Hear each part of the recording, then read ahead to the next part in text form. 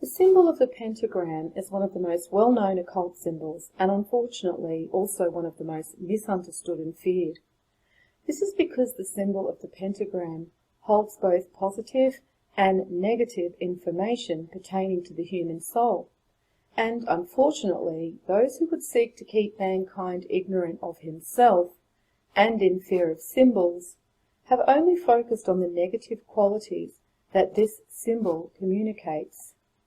The true seeker must not ever have a fear of symbols, for symbols are there to relay knowledge to man on a deeper level than words are able to. Symbols speak to the soul and the higher consciousness within mankind, to convey knowledge of the invisible and spiritual nature of our world and man that words alone cannot achieve. Manly P. Hall also understood the importance of symbolism in relation to higher wisdom, and he stated, "Symbolism is the language of the mysteries. By symbols men have ever sought to communicate to each other those thoughts which transcend the limitations of language." Knowledge of our true nature already exists within each of us. What we must do in these lower ages of ignorance is stir awake these memories buried deep within our psyche, and remember who we are once again. Symbols speak to us on this deeper level and help us tap into those parts of our psyche that have been slumbering and keeping us ignorant to our ethereal nature. The ancient philosopher Paracelsus relays this to us when he goes on to say, "All arts lie in man, though not all are apparent. Awakening brings them out. To be taught is nothing. Everything is in man waiting to be awakened." What Paracelsus is alluding to is that we cannot expect to expand ourselves consciously by only reading a book by a popular author, listening to a man preach from a pulpit, or attending an establishment educational institute to instruct us on our beliefs. These avenues of information do not speak deeply to the soul and will not awaken the spirit trapped in matter waiting to be released. Only higher wisdom can release a soul from their material prison, and therefore each soul is responsible for remembering who they are by seeking out knowledge independently and without fear. In the Gospel of Thomas it states, Jesus said, "The Pharisees and the scholars have taken the keys of knowledge and have hidden them.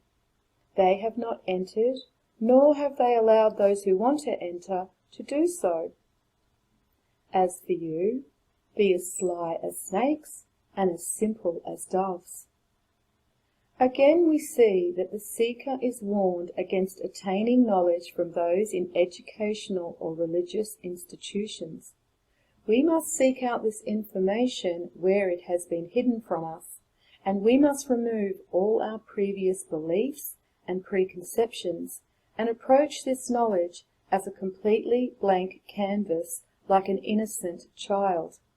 This is also what the Fool tarot card is symbolizing when taken in the context of the seeker beginning his journey of self-discovery.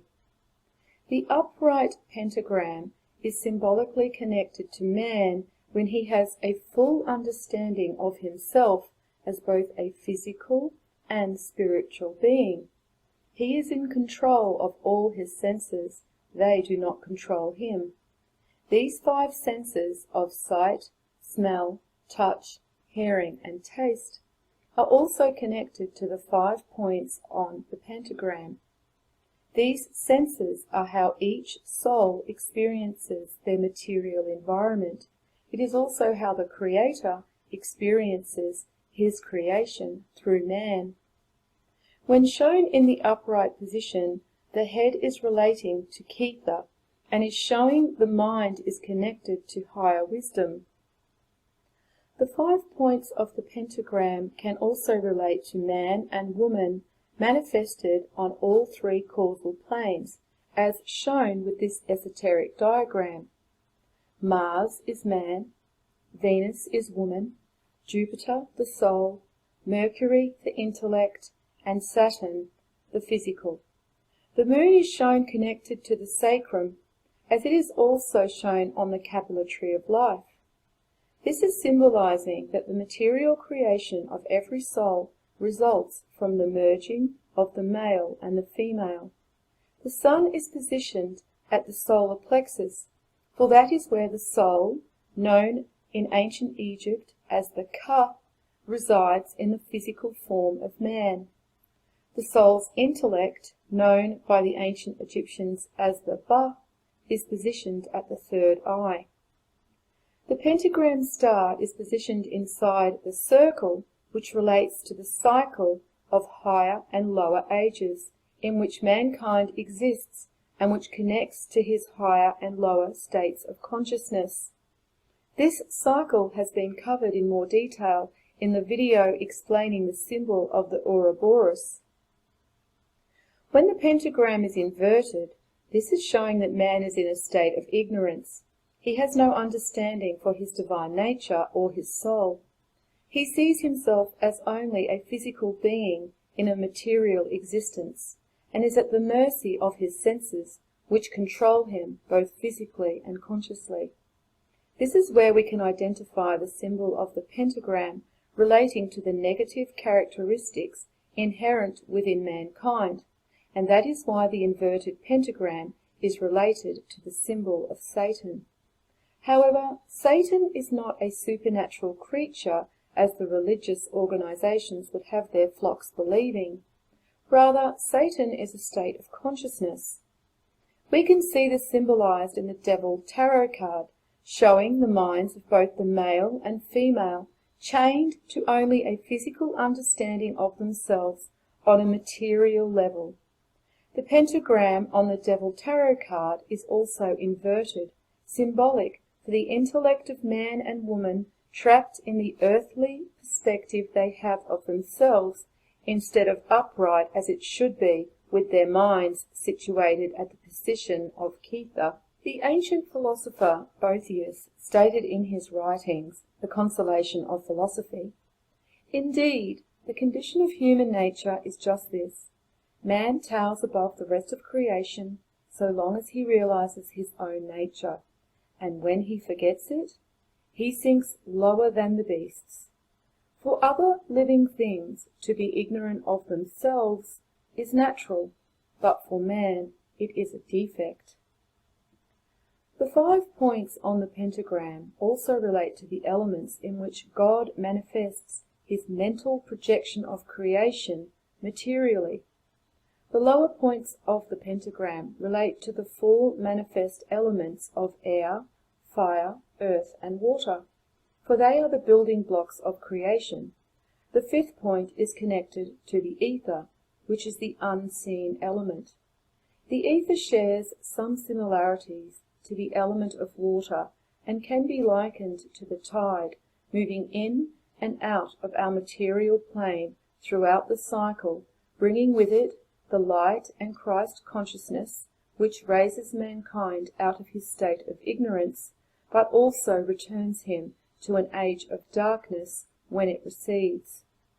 However, the ether interacts and shares similarities with all the 4 earthly elements, because they are all manifest within the hidden element of ether. For those who understand the subject of the esoteric on a deeper level, and have identified the divinity within mankind existing in different degrees, the 5 points also relate to these degrees of divinity. Gold and silver relates to the divine man, the bronze is relating to the demigods, and the iron and clay man relates to mortals, which are symbolized by the 2 lower points on the pentagram star. We can also see these 5 degrees of divinity within mankind symbolized in the great statue from the book of Daniel. The pentagram is also one of the important symbols of the tarot and are known as pentacles. In this context, the symbol relates to the divine laws of God being applied through will.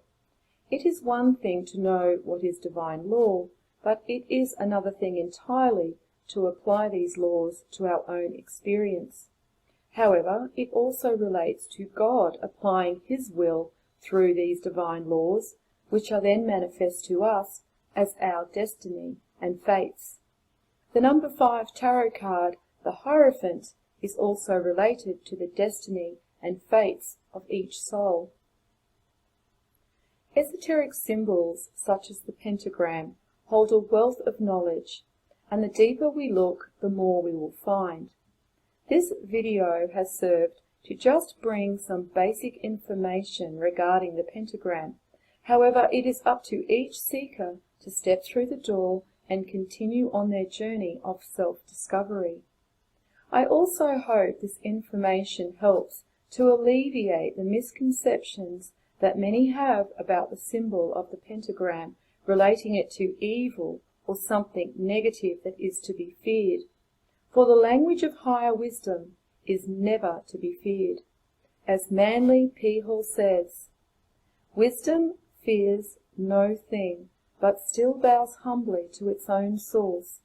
With its deeper understanding, loves all things, for it has seen the beauty, the tenderness, and the sweetness which underlie life's mystery."